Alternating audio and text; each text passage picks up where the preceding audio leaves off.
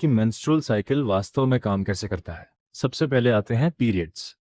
Periods दरअसल menstrual cycle का day एक होते हैं। यही वो समय है जब यूट्रस की पुरानी लाइनिंग टूटकर ब्लड और टिश्यू के रूप में शरीर से बाहर निकलती है। आमतौर पर ये ब्लीडिंग 3 से 7 दिन तक रहती है।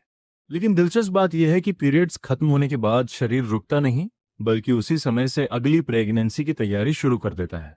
इसी दौरान ओवरी के अंदर एक एग धीरे धीरे मैच्योर होने लगता है। आमतौर पर अगर किसी महिला का 28 दिन का मेंस्ट्रुअल साइकिल है, तो ओव्यूलेशन अक्सर पीरियड शुरू होने के लगभग 14 दिन बाद होता है।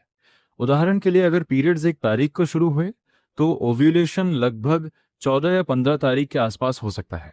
इसी समय ब्रेन से एक हार्मोनल सिग्नल आता है, जिसे LH सर्ज कहा जाता है। यही सिग्नल ओवरी को ट्रिगर करता है कि वो उस मैच्योर एग को रिलीज करे। इस प्रक्रिया को ओव्यूलेशन कहा जाता है।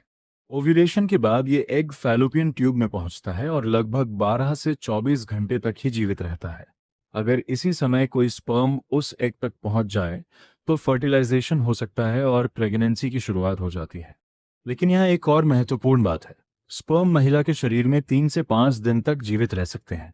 यही कारण है कि प्रेगनेंसी के लिए सबसे ज्यादा चांस होता है ओव्यूलेशन से 3 से 4 दिन पहले और ओव्यूलेशन वाले दिन।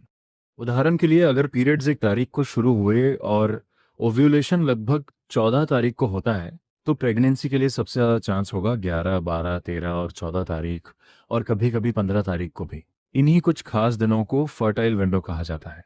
इसका मतलब ये हुआ कि 28 दिन के मेंस्ट्रुअल साइकिल में पूरे महीने नहीं, बल्कि सिर्फ 5 से 6 दिन ऐसे होते हैं जब प्रेगनेंसी की संभावना सबसे अधिक होती है। हालांकि हर महिला का मेंस्ट्रुअल साइकिल अलग हो सकता है, इसलिए ओव्यूलेशन की एग्जैक्ट तारीख भी हर किसी में अलग हो सकती है। और यही है मेंस्ट्रुअल। सावंत नर्सिंग क्लासेस के यूट्यूब चैनल को सब्सक्राइब करें ताकि हमारी वीडियो आप तक पहुंचती रहे। धन्यवाद।